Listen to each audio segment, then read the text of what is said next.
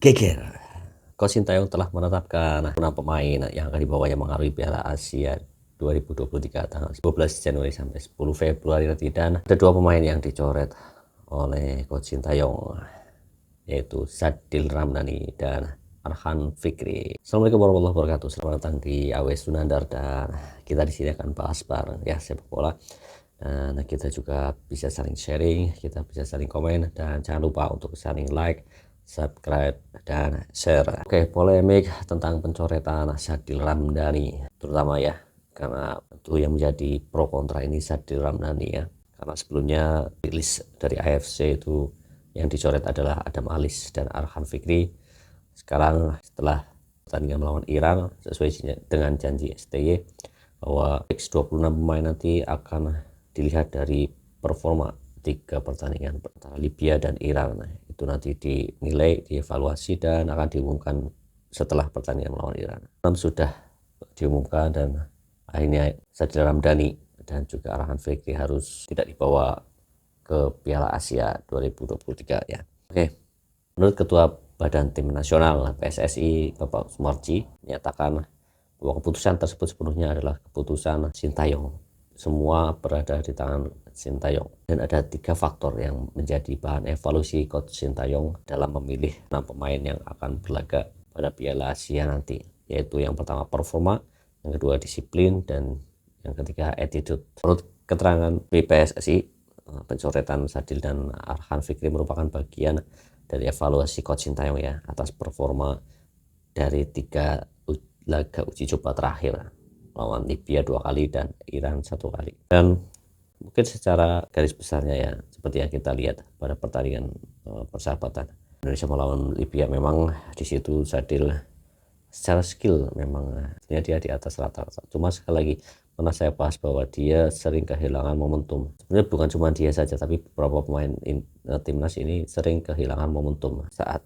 kapan dia harus umpan, dan saat membuat keputusan dia harus dribbling atau shooting ya, atau umpan kepada temannya. Itu sering kehilangan momentum untuk Sadil Ramdhani, dan terlalu lama untuk dribbling ya, kocak-kocak itu terlalu lama menurut saya ya. Melihat dari performa 2 pertandingan melawan Libya saat dia diturunkan ya. Sejak itu yang menjadi penilaian dari coach ya. Kalau faktor non teknis, disiplin, dan mungkin attitude itu hanya staff coach yang tahu, dan juga pemain-pemain yang di sana yang tahu. Tapi secara permainan ya, kita hanya bisa melihat dari siaran saat melawan Libya dan juga hasil melawan Iran. Mungkin di situ juga kurang memuaskan performa dari Sadil, dan akhirnya Adam Alis masuk lagi, dan Adam Alis masuk menggantikan Sadil Ramdhani. Kemudian dalam akun Instagramnya, Adam Alis juga mengunggah pesan khusus untuk Sadil Ramdhani ya, yang merupakan teman sekamarnya juga selama pemusatan latihan di Turki kemarin. Kurang lebih begini tulis Adam: duet kamar yang luar biasa, kita tahu kamu terbaik, Sadil Ramdhani, tulis Adam Alis ya. Intinya apapun keputusan yang sudah menjadi final bagi Coach Sintayong, itu wajib kita hormati, wajib kita dukung ya, walaupun sedikit kontroversi mungkin ya. Secara kasat mata mungkin lihatnya, waduh, seharusnya ini bisa masuk, ini masih banyak pemain yang di bawah performnya Sadil Ramdhani kok bisa dibawa. Itu mungkin efektivitas atau mungkin faktor-faktor lain yang menurut Coach Sintayong lebih pas dengan skema yang akan dibawa di Piala Asia nanti, mungkin secara strategi. Jadi itu ya. Kemudian Coach Sintayong pun yakin bahwa Indonesia akan lolos 16 besar Piala Asia 2023. Dalam wawancaranya, Coach Shin mengatakan bahwa saya punya banyak pengalaman di turnamen, dan saya akan menggunakannya untuk berkomunikasi dengan para pemain. Ini memberi saya kepercayaan diri, ujar Coach Sintayong ya. Kemudian semuanya akan saya coba manfaatkan berdasarkan pengalaman saya. Jujur saja, Indonesia adalah tim yang berkualitas. Saya tahu harus melangkah kemana dan memimpin tim menuju kemenangan. Dan Sintayong ini juga di Piala Asia nanti menargetkan minimal 4 poin. 4 poin yaitu dengan menahan imbang Irak dan mengatasi Vietnam ya, mengalahkan Vietnam, dan misal kalah dari Jepang itu ya berarti 4 ya. Itu bisa hasil akhir di peringkat 2 atau peringkat 3 terbaik ya.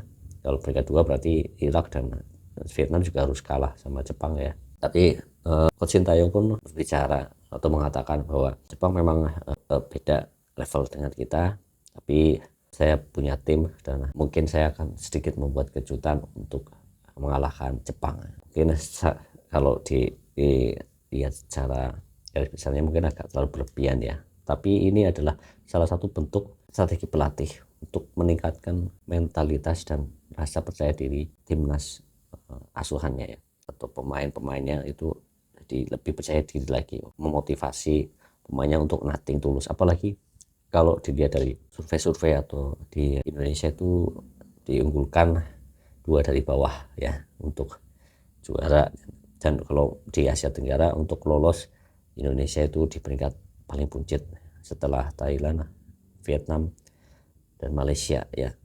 Itu Indonesia di peringkat terakhir unggulkan untuk lolos ke 16 besar. Tapi itu malah seharusnya menjadi semangat bagi pemain, pemicu pemain untuk lebih semangat pemain. Jadi saat main nanti ya nothing tulus gitu lah. Buktikan bahwa kita bisa bermain lebih baik dengan kualitas yang kita miliki ya. Oke, sekian sedikit tentang pencoretan atau sedikit tentang buat Indonesia yang dibawa Sintayong mengarungi Piala Asia. Semoga bisa berjalan dengan baik dan meraih hasil yang sesuai dengan ekspektasi kita semua, minimal lolos 16 besar ya. Dan sekali lagi tanpa caci maki dan jangan ada hujatan, yang penting adalah good football for Indonesia. Dan sekian, assalamualaikum warahmatullahi wabarakatuh, goodbye.